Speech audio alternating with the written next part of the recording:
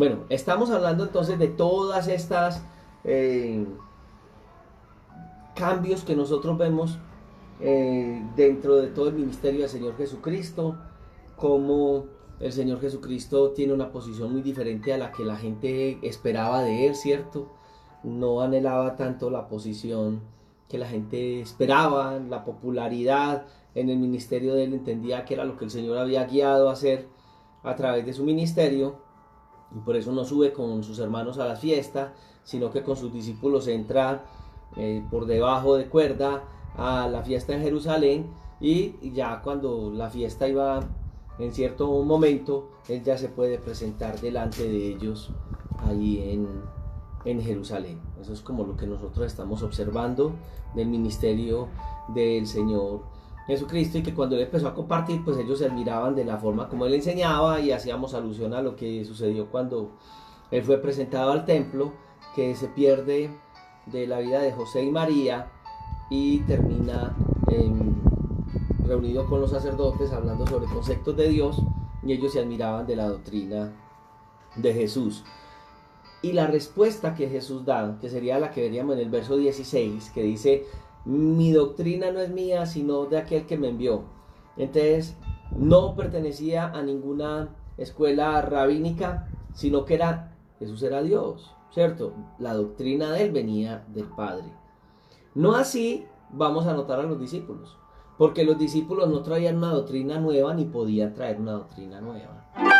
¿Qué conceptos tienen las Sagradas Escrituras y que uno mira en el Señor Jesucristo en cuanto a la formación que da a los discípulos? El Señor Jesús es guiado por el Padre, enseñado por el Padre.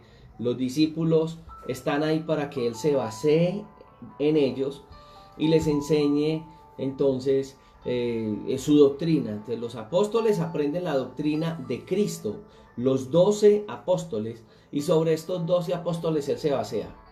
Entonces, cuando la Biblia dice que nosotros debemos de edificar nuestras vidas en la doctrina de los apóstoles y los profetas, no está hablando de los pseudo apóstoles o de los que después aparecerían como misioneros, caso de Bernabé y otros, sino que está hablando sobre 12 personas que él basea durante esos 3 años y algo la doctrina. Y cuando hoy a ti te dicen, ve, que es que hay que establecer y fundamentarte en la doctrina de los apóstoles, sí, de los 12 apóstoles. A eso se refiere el texto bíblico, y se lo aplican sacándolo del contexto a otros pseudoapóstoles y a otros pseudoprofetas, pero era la doctrina de los apóstoles y los profetas. Entonces, cuando Jesús se presenta ante ellos ahí en el Evangelio de Juan, Él está mostrando la doctrina que Él trae y que nos la trae a nosotros y que está presente en la Escritura. No puedes esperar que venga una revelación del cielo, una revelación rara del cielo, cuando ya la palabra está escrita y cuando la misma Sagrada Escritura, al finalizar del libro de Apocalipsis, lanza maldiciones sobre el que quiere colocar o quitar lo colocado en este libro que el Señor nos ha entregado y que fue sellado en Apocalipsis. O sea, el canon de las Escrituras ha sido sellado desde ese momento. Entonces, no era de una escuela rabínica, no lo era.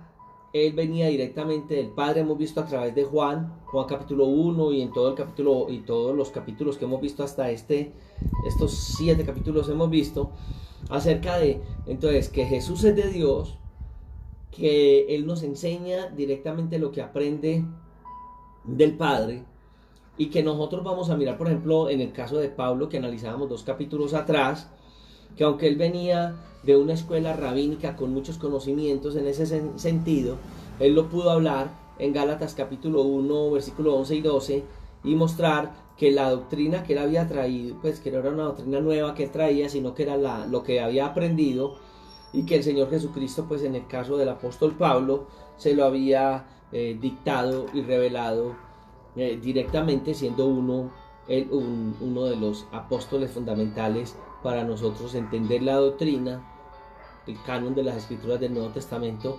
Hay una buena cantidad de enseñanzas que aprendemos del Señor a través del apóstol Pablo. Entonces, muy bien. Mire que cuando nosotros estábamos en el capítulo 5, que podríamos decir que era la introducción al Sermón del Monte, por allá creo que es el verso 19, en esa introducción del Sermón del Monte, él está diciendo, de cierto os digo, no puede hacer el Hijo nada por sí mismo, sino que lo que ve hacer al Padre, porque todo lo que el Padre hace, también lo hace igualmente el Hijo. Entonces está colocando una posición muy clara frente a la enseñanza de él, que no era una enseñanza que le parecía a él darla, sino que acuerde que él estaba en ese momento en su humanidad y estaba sujeto al Padre. Muy bien, entonces el Hijo no puede hacer nada si el Padre no lo ha enviado y no se lo ha dado a él. Muy bien, ¿qué otra cosa podemos mirar en el versículo 17 que dice: el que quiera hacer la voluntad de Dios conocerá si la doctrina es de Dios y si yo hablo por mi propia cuenta? Hay toda una enseñanza del Señor para nosotros fundamentarnos en la doctrina que nos está dando. De hecho, usted va a mirar que en Hechos de los Apóstoles, cuando se está hablando acerca de la enseñanza apostólica, encontramos grupos como los bereanos, que ellos miraban en las escrituras y lo que los apóstoles, y estamos hablando de los chachos, ¿cierto? De los que estuvieron al lado del Señor Jesús, y aún así los bereanos, la Biblia les coloca en una posición muy bonita a ellos, y también es un ejemplo, porque ellos miraban por las escrituras y lo que los apóstoles le estaban enseñando correspondía o no a lo que las sagradas escrituras daban. Entonces nosotros tenemos que entender lo que el Señor está queriendo enseñarnos acerca de si la doctrina es de Él y si la doctrina que Él está hablando es de Dios, o es una doctrina en ese momento que Él se les estaba presentando a ellos, o era de Él, ¿cierto? Entonces hay que entender claramente esto. Él se estaba presentando ante ellos, y si de pronto hoy nosotros hablamos, tú dirás: ay no, pero era Cristo el que estaba hablando con ellos. Hoy nosotros lo vemos como Cristo, pero ellos estaban esperando al Mesías, y habían venido falsos Mesías. De hecho, él mismo va a decir que vendrían luego de él falsos Mesías. Tenían que entender y saber quién era él, y por eso él presenta toda su doctrina como enviada del Padre, ¿cierto? Y tiene que conocer. Entonces, si usted quiere caminar con el Señor y hacer la voluntad de Dios, debe entender los principios de Dios a través de la doctrina. Mucha gente quiere hacer la voluntad de Dios y no se sujetan a la palabra, y no se sujetan a principios bíblicos. Muchas personas uno conoce en el camino del Evangelio que quieren servir a Dios, tienen un corazón muy bonito, pero por ejemplo no conocen el concepto de autoridad espiritual. No conocen el concepto, por ejemplo, que Efesios habla acerca de la edificación del cuerpo de Cristo. Una persona que no está sujeta al cuerpo de Cristo, la iglesia, ¿cierto? Y dentro de la iglesia Dios ha constituido maestros, pastores, evangelistas, etcétera. Entonces hay gente que no se congrega, gente que no pertenece a una comunidad cristiana como tal, no tiene quienes estén orando por él, tampoco tiene quienes corrija, y pretenden hacer la voluntad de Dios. ¡Qué duro! ¡Qué duro! ¿Por qué? No están haciendo la voluntad de Dios, queriéndola hacer, porque la doctrina en la que están siendo fundamentadas, no tienen doctrina, no hay fundamentos en la palabra. Tendría que ir uno a los fundamentos de la palabra para caminar de acuerdo a ellos, ¿cierto? Entonces en el verso 19 al 21 dice que la condenación, ¿cuál es? Que la luz vino al mundo y los hombres, y Jesús, recuerda que en el capítulo 1 de Juan lo hemos venido estudiando así, es la luz vino al mundo, y los hombres amaron más las tinieblas que la luz. ¿Por qué? Porque no querían actuar. Dice, sus obras eran malas, no actuaban de acuerdo a. ¿Por qué muchos se extraviaron? Porque descuidaron la doctrina. Porque dice la Biblia que aún los escogidos serán engañados. ¿Engañados en qué? En la doctrina, en todo esto que hemos estado hablando todos estos días. Entonces dice que el que hace lo malo aborrece la luz y no viene a la luz para que sus obras no sean reprendidas. Que eso es lo malo. Porque muchas personas no tienen ese concepto de pastoreo y ese concepto con la comunidad cristiana. No les gusta sujetarse. Yo conocí un grupo en la ciudad de Medellín, pues un grupo de hermanos que lastimosamente se extraviaron al final. Y ellos tenían un concepto y era, no, el pastor, ¿quién es el pastor de ustedes? Cristo. Ah, bueno, pero ustedes cómo hacen, cómo se reúnen. No, nosotros no necesitamos reunirnos. La Biblia no habla de reunirnos. O sea, una ignorancia de la escritura total. Empezando por el libro de Efesios, por ejemplo, que habla sobre ignorando muchas cosas que la Sagrada Escritura habla frente a esto. Entonces, ¿qué hacen? No, nosotros vamos al parque, ellos se reunían en el Parque San Antonio, y aquí unos con otros, entonces él me pastorea a mí, yo lo pastoreo a él me habla, yo le hablo. terminaron desviados del concepto. Porque hay un principio bíblico. El principio bíblico, si no se aplica a nuestras vidas, entonces ahí es donde el Señor Jesús, estas palabras que nos da, toman vida, ¿cierto? Entonces dice que el que no anda de acuerdo a esto, aborrece la luz, o sea, aborrece a Cristo mismo, para que sus obras no sean reprendidas, para que nadie les diga nada. Mas el que practica la verdad viene a la luz, para que sea manifiesto que sus obras son hechas en Dios. Siempre en el camino de la vida hay un respaldo. Y lo ven en uno en la vida natural. Por ejemplo, en estos días en que nosotros estamos viviendo estas situaciones, la gente tiene que tener algo que lo acredite. Yo soy ciudadano colombiano, ¿cierto? Una cédula. Y hay unas normas que están dictadas y hay que cumplir esas normas por las que estamos. Algunas personas, bajo la autoridad que se les ha dado, tienen unos permisos especiales, desarrollan ciertas labores. ¿Qué tienen? Tienen algo que les represente, que no es un papel o un carnet como tal, sino alguien que ha colocado su autoridad en ellos. Y la autoridad que está sobre ellos es la autoridad de una... Hay alguien que ya le ha delegado esa responsabilidad o autoridad como tal a ellos, ¿cierto? Entonces el hecho de mostrar el documento no es el documento. Alguien podría presentar un documento no auténtico. Entonces, siempre va a aparecer un teléfono ahí, llaman a las autoridades, ves, fulano de tal, sí, él está bajo la autoridad, bajo la cobertura del mandatario, etcétera, etcétera. Lo mismo sucede en las Sagradas Escrituras. Hay una autoridad dada y la autoridad básica va a estar a través de la palabra del Señor. La primera autoridad que nosotros vamos a ver en la Escritura es la que Jesús está mostrando acá. Estoy haciendo la voluntad de Dios. Para hacer la voluntad de Dios hay que conocer a Dios, los atributos de Dios, y a través de el Señor va a hacernos conocerlo a Él a través de su doctrina, y a través de la doctrina nosotros vamos a conocer a Dios. Entonces Jesús dice, no, yo no hablo lo que yo quiero hablar, yo vengo a hablar, ¿cierto? Lo que sujeto al Padre en cuanto a la deidad. Él es Dios, se despoja de todo lo que es Dios y viene en su humanidad a la tierra, seguía siendo Dios, pero ahí es cuando habla el Hijo de Dios, el Hijo del Hombre, y venía como hombre a hacer esta parte. Muy bien.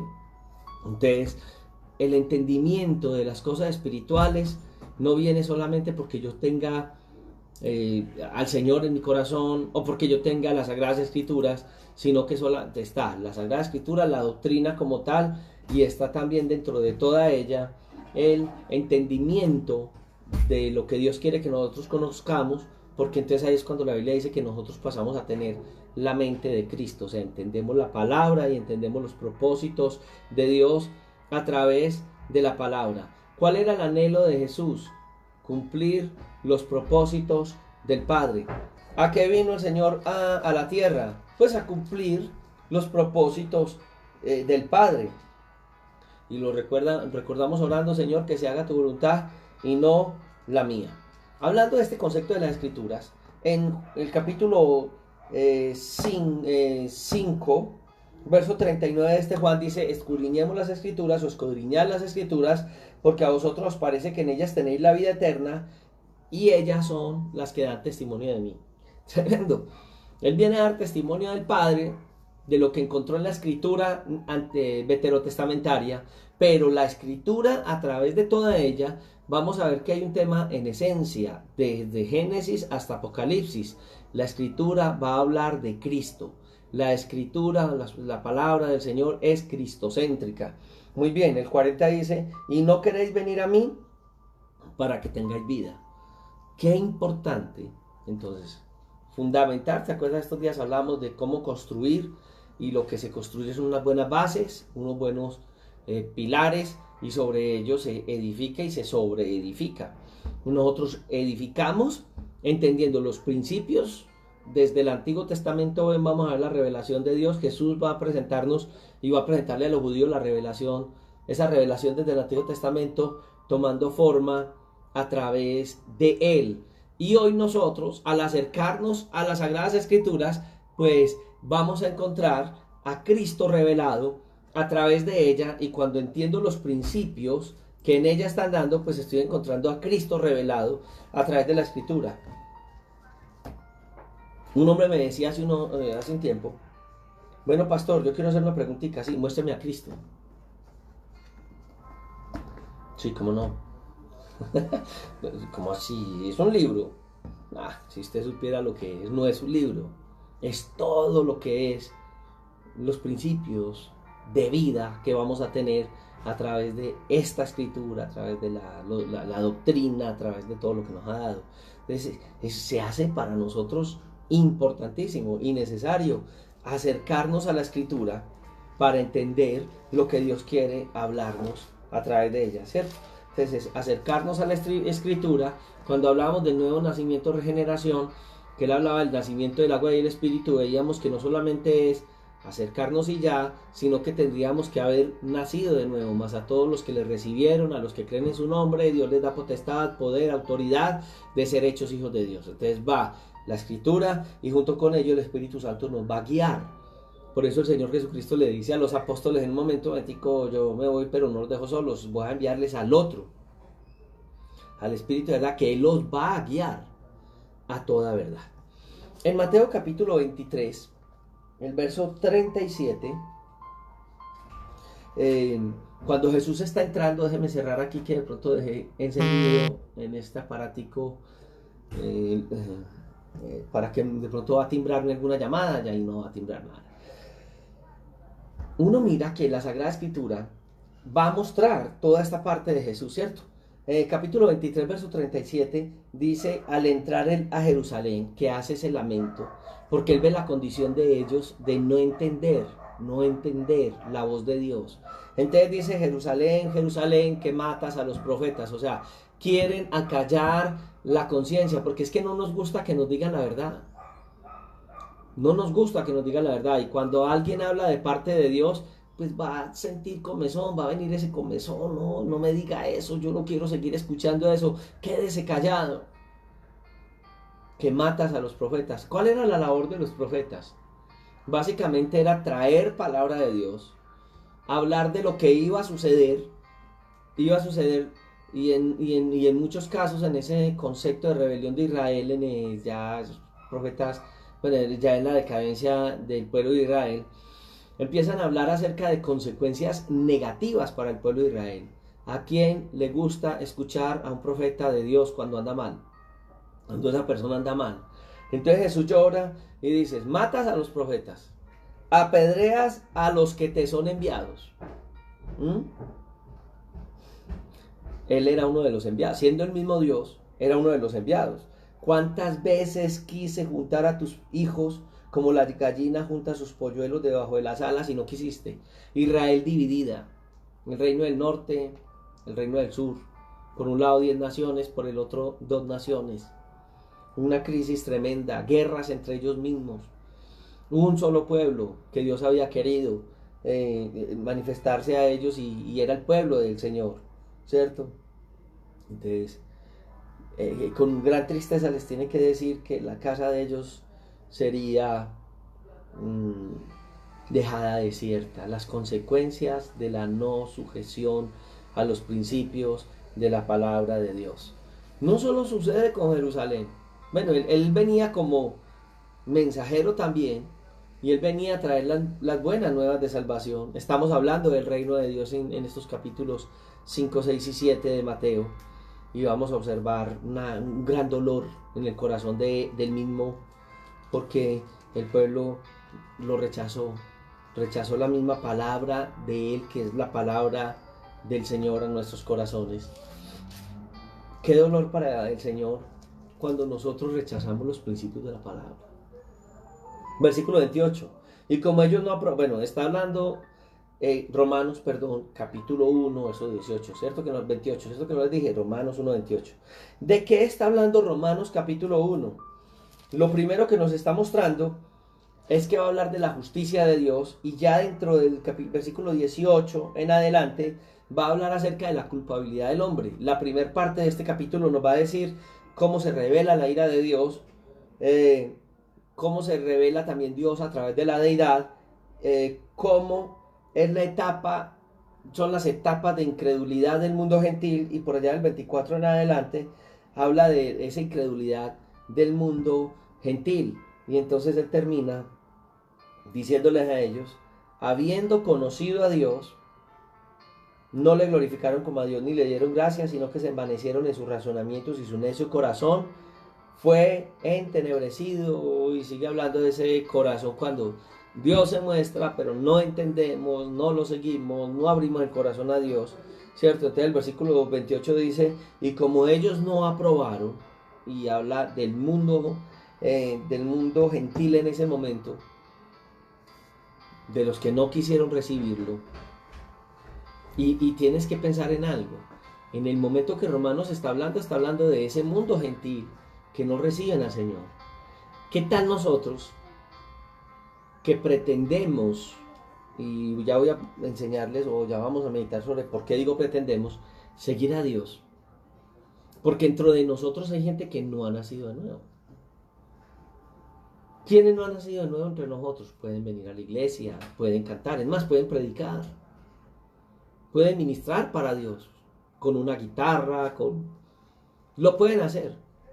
Pero entonces, ¿en qué momento esta palabra puede aplicar al mundo de hoy? Porque no aprobaron tener en cuenta a Dios. Podemos mencionar a Dios, sí, pero cuando una vida no corresponde a esto, hay cosas que van a cambiar. Es lo ilógico que uno ve gente que ministra, que puede venir a la iglesia, aún tener un liderazgo, pero la mente de ellos no es una mente de acuerdo a las Sagradas Escrituras. Entonces dice que Dios los entregó a una mente reprobada para hacer cosas que no convienen. No es raro que tú y yo veamos personas que pueden tener una Biblia, pueden cargar una Biblia, ante el mundo pueden tener una apariencia de piedad, pero en su relación no hay una verdadera relación con Dios. Es más, quienes les rodean no ven a Dios en ellos. La gente que les rodea no lo hace. Hay dos conceptos bíblicos frente a quienes no creen y a los que supuestamente creen pero no viven. Entonces la Biblia al que cree, por allá está, esa es la otra posición, es el pío, ¿cierto? Está el no pío, o por qué no decirlo, impío, y está el incrédulo. El incrédulo nunca ha creído, no se acerca a Dios, no habla de Dios, no comparte las cosas de Dios, pero el impío es el que está con nosotros, al que le decimos, Dios te bendiga. Algunos nos tratamos de hermanos, ¿cierto? Hola, mi hermano, ¿cómo estás? Pero no vive para Dios. Le gustan las cosas de Dios, está en medio de nosotros, canta con nosotros, pero no ha querido colocar su vida en el orden de Dios. Entonces ha entrado en una actitud impía, no piadosa. Este texto está hablando de este tipo de personas, ¿cierto? Entonces, como viven así, son entregados en esa posición. Una mente reprobada y hace lo que no conviene. ¿Qué son las cosas que no convienen? Hacen injusticia, fornicación, perversidad, avaricia, maldad, llenos de envidia, homicidios, contiendas, engaños, malignidades. Son personas que murmuran, son personas detractoras, aborrecedores de Dios, injuriosos. Venga, pero usted me está hablando, pastor, de gente que está entre nosotros. Sí, entre nosotros. Hace unos días, un hermano me llamaba un poco impresionado porque me decía, pastor, quiero hacer una pregunta. Si usted conoce la vida de una persona, somos muy buenos amigos, quien me llamó. Sí, yo lo conozco, claro, esa persona la conozco. El que me preguntaba era buen amigo mío. Y me dice, ¿y esa persona todavía predica? Yo creo. ¿Y esa persona todavía estará en tal ministerio? Me imagino. ¿Por qué? Porque estábamos en un grupo de personas en una peluquería y esa persona empezó a hablar lo peor contra el cuerpo pastoral de un lugar, de una ciudad. en contra de principios de la Biblia. Y había mucha gente inconversa.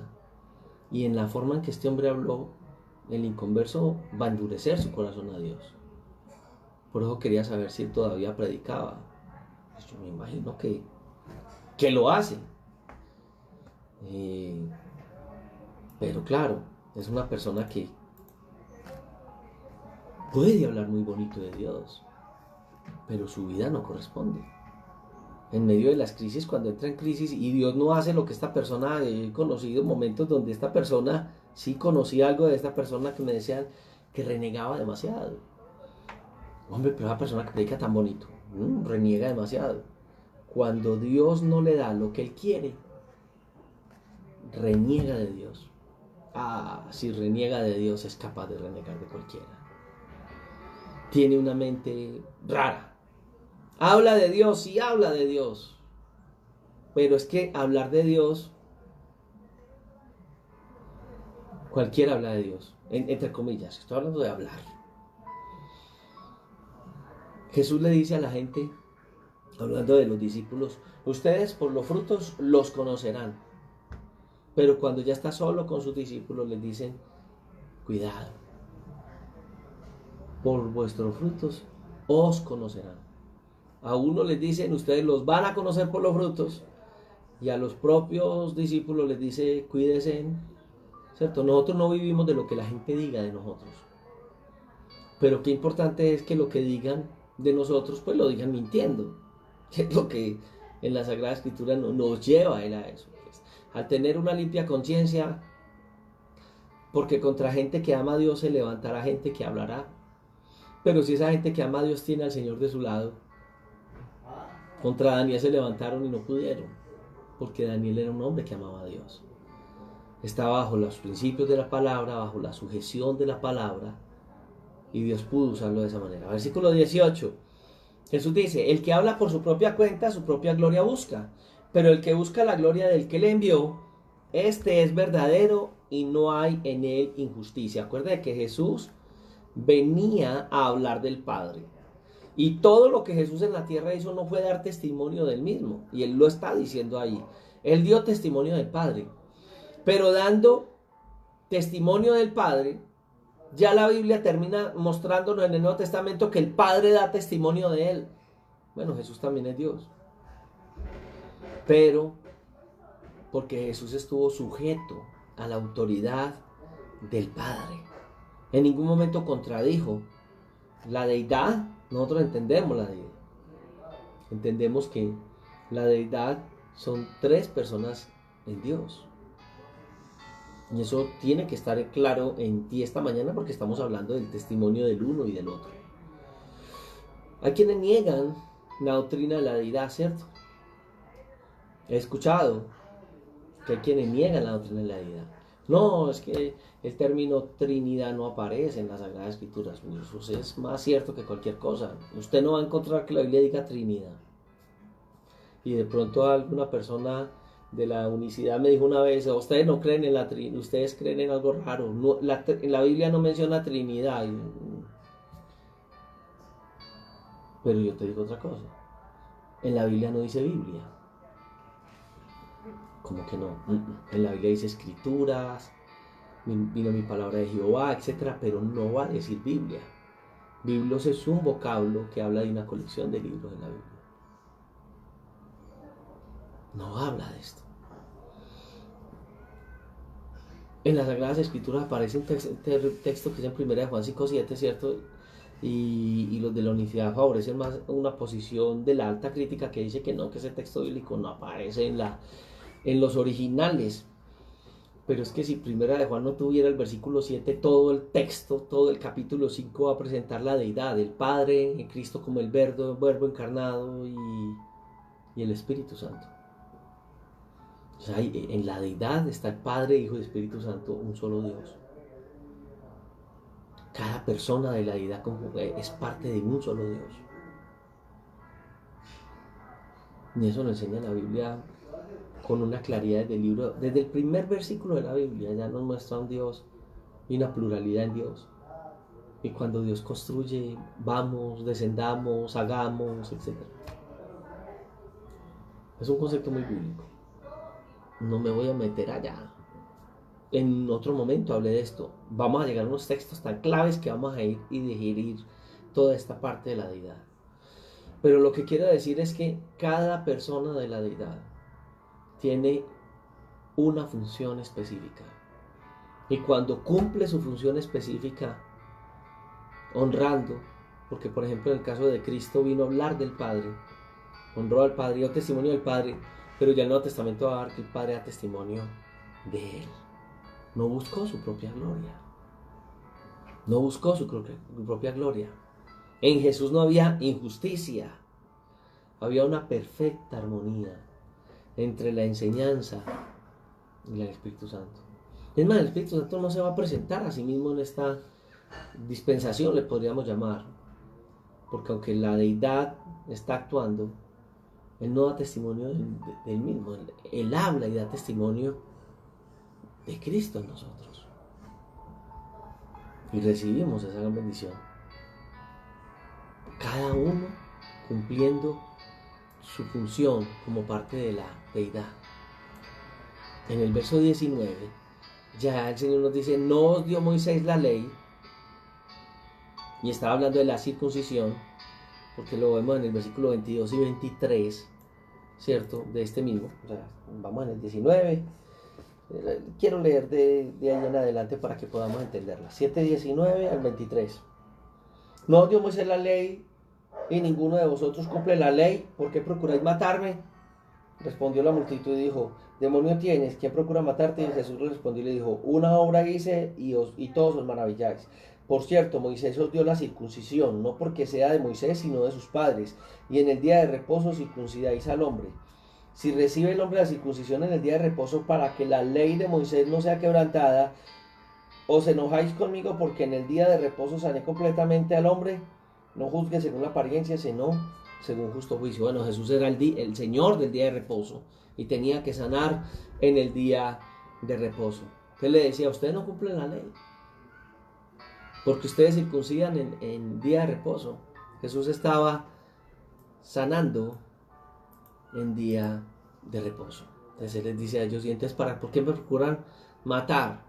Si la ley de Moisés la llevan ustedes así, que supuestamente, ¿se acuerdan que hemos venido hablando de las tradiciones y que leían el Midrash y que leían los libros de las tradiciones judías y los llevaban supuestamente a cabalidad, pero muchas de las tradiciones contradecían eso que Dios quería enseñarnos a través del Antiguo Testamento? No cumplían, las tradiciones violentaban la ley de Moisés. En el día de reposo, por allá vimos en el capítulo 5:8 que Jesús sanaba en día de reposo. Ellos circuncidaban al 8º día. Entonces el niño nacía y ese día caía Sabbat, ese día consagrado para Dios, pues ese día circuncidaban a sus niños. Lo hacían como que, como un rito, obediencia a Dios, y entendían que era parte del propósito de Dios. ¿Cuál fue la respuesta de la gente ante Jesús cuando les dijo eso? Les dijo, ustedes procuran matarme por esto. Porque claro, si violentaba eso, si pasaba por encima de la ley, había que... La respuesta de ellos es muy humana. ¿Qué le respondieron? Demonio tienen. Y ellos habían venido a Jerusalén a la fiesta de los tabernáculos, ¿cierto? Y ellos odiaban al Señor. ¿Se acuerda, por ejemplo, la sanidad del paralítico en el día de reposo? Entonces, por eso, por allá en el 5:18 decía que por esa razón los judíos procuraban matarle. Porque no solamente quebrantaba el día de reposo, sino que al mencionar a Dios como su Padre, se hacía igual a Dios. Él venía a presentar al Padre, no venía a presentarse a sí mismo. Pero la ceguera de ellos no permitieron que viera la obra de Jesús en sus vidas. Eso puede ocurrir en nuestras vidas. La ceguera que nosotros mismos tenemos en nuestros propios ideales, de no darnos cuenta de todo el contexto de las Sagradas Escrituras. Hace unos años escuchaba a un ministro del Evangelio y él reconocía a otro ministro del Evangelio como,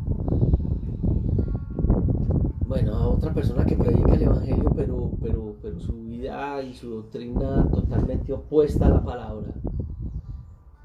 Y él decía, eso es un hombre inmenso de Dios. Oh, ¿cómo así, hombre? Hay que tener cuidado de la doctrina. No. Ese tiene que ser un hombre grande de Dios porque hace milagros. Yo recuerdo que uno de los que le contestó a esa persona fui yo y le dije, entonces el brujo de la comunidad donde yo vivo también es de Dios porque hace milagros. No son las señales, es todo lo que hace su vida, lo que él cree, lo que él vive, lo que él enseña, la doctrina de Cristo. Por eso a ellos los confrontó de tal manera. Todos se maravillaban de lo que Jesús había hecho, pero los que estaban enceguecidos en ese sentido, que no querían ver a Jesús como Jesús era, ellos en el Antiguo Testamento habían recibido de Moisés, y por allá el versículo 22 lo va a decir, ¿cierto? Que recibieron de Moisés la circuncisión. Realmente no fue el Moisés el que les habló a ellos, fue la ley de Moisés que estaba en ellos y que de pronto fue transferida aún hasta en la tradición oral de los judíos a través de sus padres. Pero ellos, aunque recibieron la ley de Moisés, aplicaban la ley de Moisés a su conveniencia. Querían juzgar a Jesús por esto, pero ellos rompían la ley continuamente. Y eso nos pasa a nosotros, en ese sentido.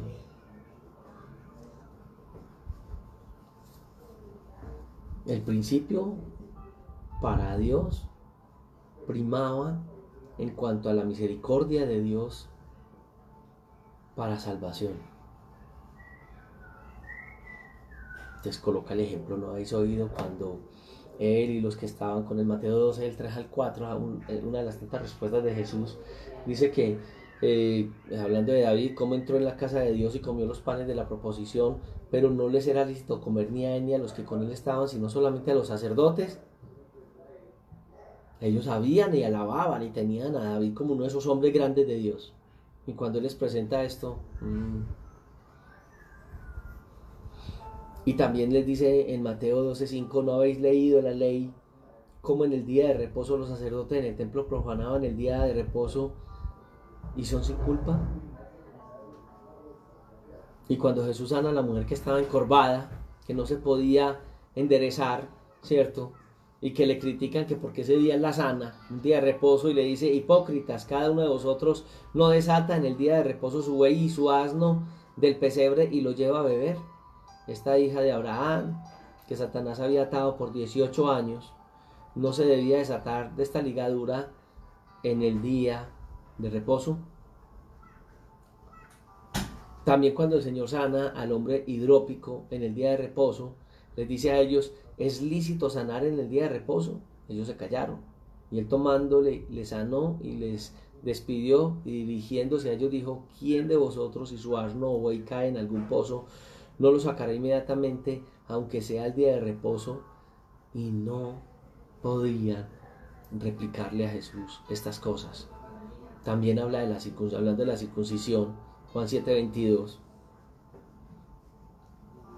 es donde hace mención también, bueno, es el contexto del texto que leíamos ahora, que en el día de reposo ellos circuncidan al hombre.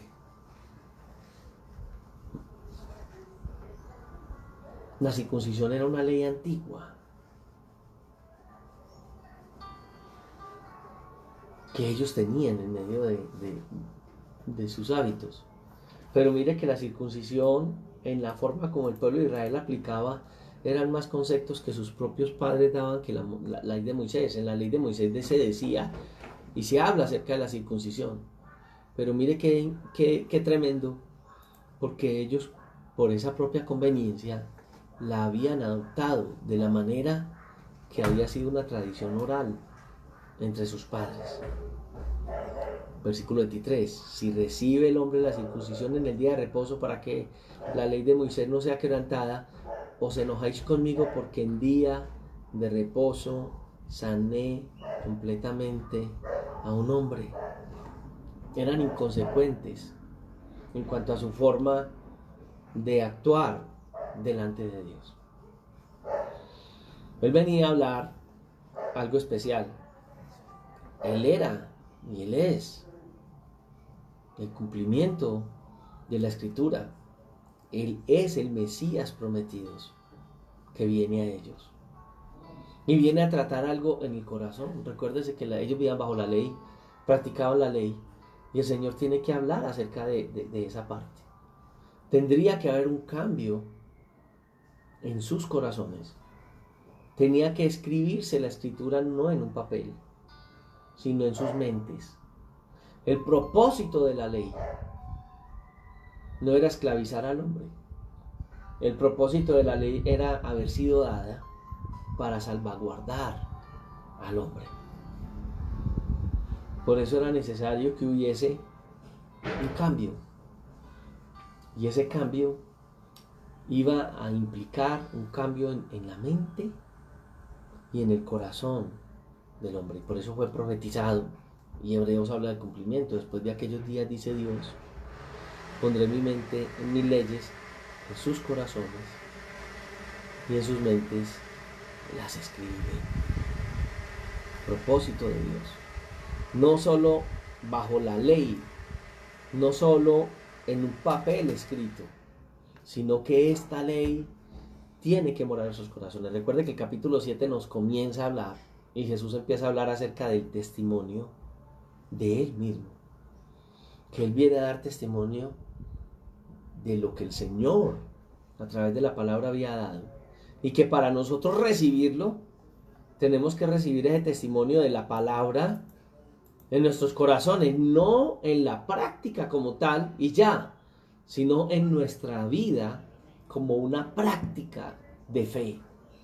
La palabra para nosotros va a empezar a tomar vida, porque en la medida en que esa palabra para nosotros sea real, va a tener un poder transformador en quienes nos rodean. No es el testimonio verbal el que transforma. De hecho, la gran comisión no es vayan y prediquen el evangelio a toda criatura. Pregúntele al 90% de los creyentes, le va a contestar cuando usted dice cuál es la gran comisión. Y predicar el evangelio a toda criatura. No, eso no es la gran comisión. ¿Cómo que no? Aplicada así sería la gran omisión. Entonces, ¿cuál es la gran comisión? Ir y hacer discípulos. O sea, haga gente igualita a usted. Ah, no, es mejor ir a predicar. Porque es más fácil decirle a la gente: escuchen mis palabras, pero no hagan lo que yo hago. No me miren a mí, miren al Señor. Jesús dijo eso de los fariseos, ¿no?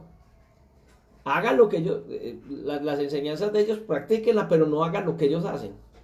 Eso es fariseísmo. ¿Cómo que no? El apóstol Pablo no dijo: mírenme a mí, o imítenme a mí como yo imito a Cristo. Ay, verdad, cierto. Ay, tan prepotente el apóstol Pablo. No. Es que así es que funciona el principio de discipulado. El discípulo va a mirar en el que lo está discipulando. Tú tienes discípulos. Ay, en las cosas mínimas. No tiene que ver tanto en la fe. Pero tú has visto, por ejemplo, cuando un creyente en la vida práctica va a la iglesia y siempre llega tarde al culto. El discípulo, ¿qué va a hacer? Lo mismo. Cuando un creyente no tiene una constancia en su crecimiento espiritual, no puede estar en un grupo de crecimiento, no puede estar en el instituto bíblico, nada. ¿Por qué? Porque eso es un desorden de vida. O llega a la hora que quiere. A cualquier hora llega. A la iglesia llega, empieza el servicio a las 7 y llega a las 10, a las 9, a las 8:30, llega el amén. Siempre hay una disculpa. No, que es que el bus. No, que la distancia. No, que esto y que lo otro. Siempre hay una disculpa. Siempre hay una disculpa. Y está hablando en cosas prácticas, ¿cierto? Ya cuando hablamos de las cosas que se viven en la fe. Igual. Entonces muchos tienen discípulos, del desorden, de una vida no convertida. Entonces la gente de Jerusalén, porque acuérdense que había subido a Jerusalén, ¿no es este a quien buscaban para matarle? Qué tremendo. Y entonces la gente responde, la misma gente dice, pues mirad, habla públicamente y no le dicen nada. Tremenda la indecisión de los judíos. No, es que estas palabras confrontan muy duro. ¿Se acuerda la mujer cogida en adulterio que lo estudiábamos aquí en el mismo Juan? Jesús escribe unas palabras en el suelo. ¿Qué escribió? Escribía el pecado de ellos. ¿Por qué no trajeron al hombre cogido con la mujer en adulterio? La ley decía que los dos debían ser apedreados. Lo cierto es que cuando levanta la cabeza, fue tan contundente como estas palabras. Nadie se atrevió. ¿Cómo vieron a Jesús en ese momento? ¿Qué autoridad la de Jesús para poder derribar los argumentos de estos hombres?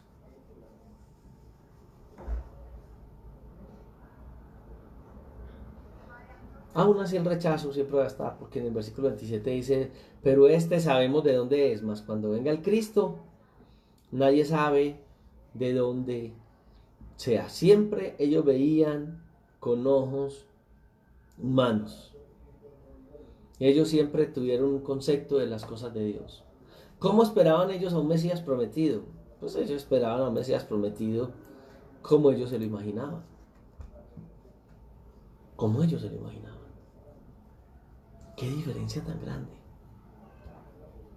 Un Cristo tan diferente al Cristo verdadero. Cuando la gente nos ve a nosotros, ¿cuál es el Cristo que la gente está mirando?